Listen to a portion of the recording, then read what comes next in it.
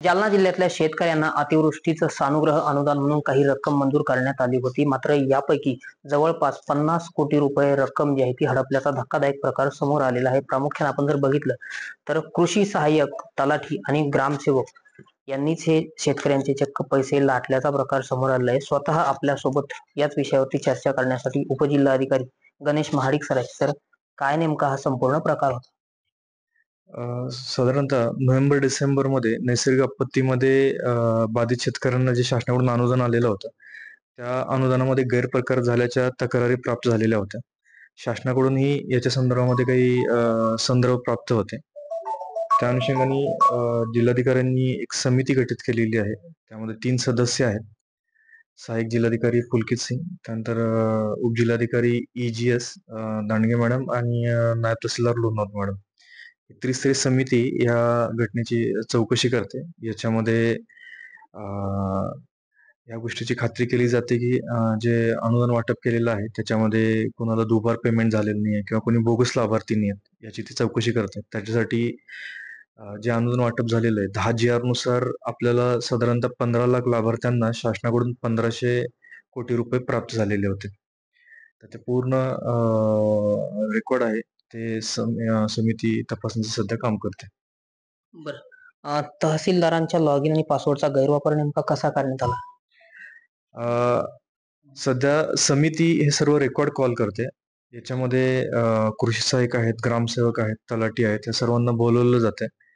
आताच ह्या स्टेजला हे सांगता येणार नाही की तहसीलदारांच्या लॉगिनचा गैरवापर झालेला आहे. ही चौकशी जेव्हा पूर्ण होईल आणि समितीचा अहवाल येईल तेव्हाच आपल्याला खात्रीला काही सांगता येईल. प्राथमिक तपासात किती तालुक्यात हा प्रकार जो आहे तो समोर आला?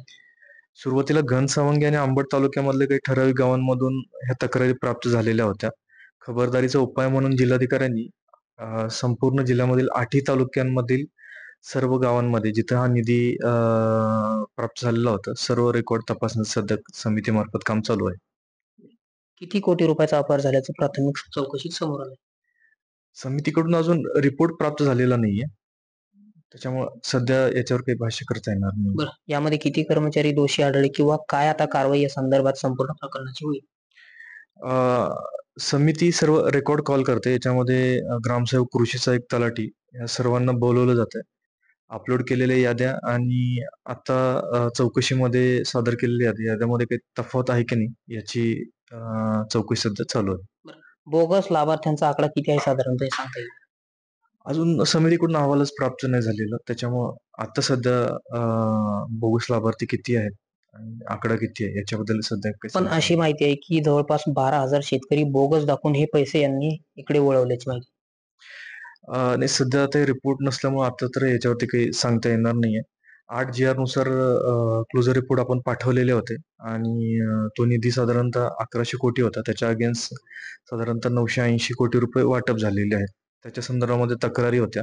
सध्या 5 सप्टेंबर 2024 आणि 10 डिसेंबर 2024 या 2 जी.आर मध्ये साधारणतः 400-450 कोटी निधी प्राप्त झालेला होता.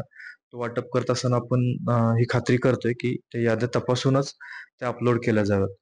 5 सप्टेंबर 2024 जी.आर मध्ये 36 कोटी रुपये प्राप्त झालेले होते. त्याच्यामध्ये आपण अप्रूव्ह हे साधारणतः 22 कोटी केलेले आहेत आणि उर्वरित आहे तो आपण सरेंडर करतोय. आणि 10 डिसेंबर 2024 जी.आर मध्ये 412 कोटी रुपये प्राप्त झालेले होते. त्याच्यामध्ये साधारणतः लाभार्थ्यांची संख्या ही 2,57,000 होती. त्याच्यापैकी अप्रूव्ह आपण आतापर्यंत 2 लाख केलेले आहेत. अजून एक 5-10 हजार लाभार्थी याच्यामध्ये फार तर अप्रूव्ह होतील.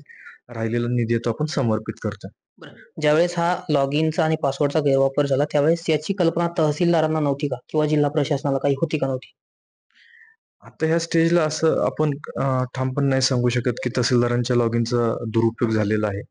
ज्यावेळी ही समिती चौकशी चा रिपोर्ट येईल आणि रेकॉर्ड सर्व ते तपासतील तेव्हाच आपल्याला याच्यावरती स्पेसिफिकपणे भाष्य करतील. तर नक्कीच हे होते उपजिल्हाधिकारी गणेश महाडिक सर. या संपूर्ण प्रकरणाची आता गोपनीय चौकशी सुरू आहे. त्यामुळे आता यामध्ये अजून कोण कोण यामध्ये सहभागी आहे, कोणाकोणाचा यामध्ये सहभाग आहे हे सुद्धा आता या चौकशीनंतर स्पष्ट होणार आहे. आणि यामध्ये अजून कोण कृषी सहाय्यक आहे, ग्रामसेवक आहे, त्याचबरोबर तलाठी आहेत हे देखील आता समोर येणार आहे. रामनाथ ढाकणे, TV9 मराठी, जालना.